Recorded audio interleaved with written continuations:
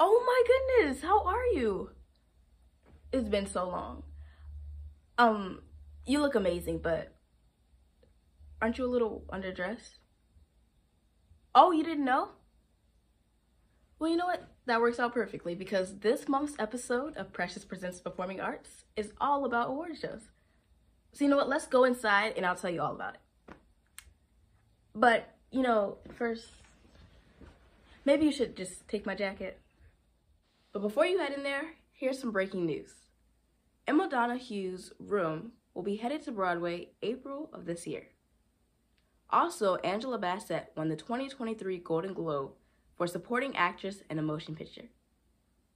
Plus, Pan and Wendy are headed to Disney Plus later this year, starring Alexander Molony, Yara, Shahidi, and many more.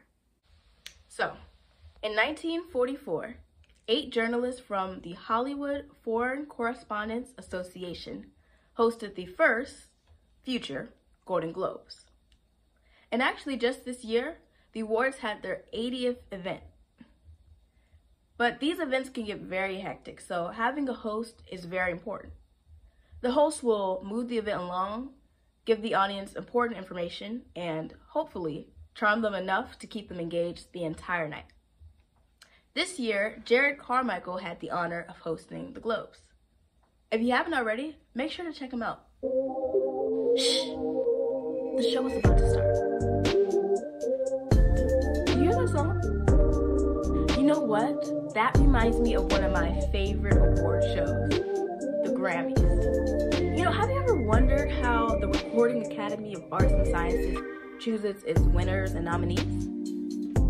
Well, after registration and entries are complete, then the first round of voting begins. For the past few years, this has usually happened in October. Then after that, nominees are announced and the final round of voting begins. Next, all voting ends and it's showtime. And look at how many people there are. I think it's safe to say that a huge amount of people showed up tonight. But did you know, one time in 1998, the Oscars had 52.2 million people watching, setting the record of the largest TV audience. And speaking of which, the Emmys have many different categories like daytime, children's and family, news and documentary, sports, primetime, and a couple others.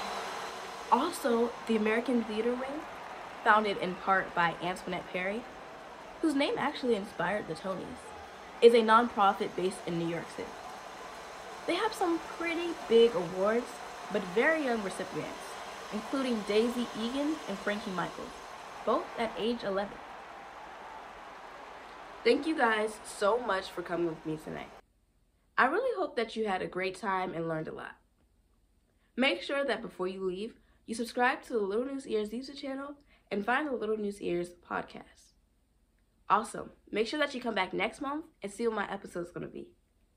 Well, until next time, may your sweetness shine and your colors glow.